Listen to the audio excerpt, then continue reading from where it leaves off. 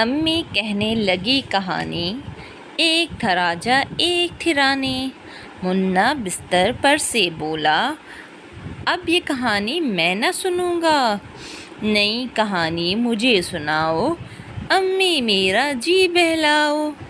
मैं न सुनूंगा शेर का किस्सा, आ जाता है मुझको गुस्सा।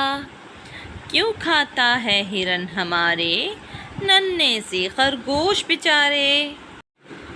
मैं तो सुनूंगा किस्सा ऐसा, एक हो लड़का मेरे जैसा।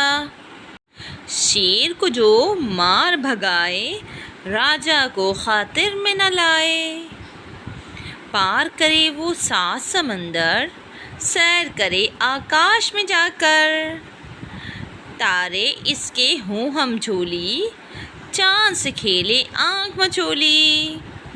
बादल से वो झूला झूले, चाँद सितारों को भी झूले। अम्मी मेरी अच्छी अम्मी, कह दो आज कहानी ऐसी। अम्मी मेरी अच्छी अम्मी, कह दो आज कहानी ऐसी।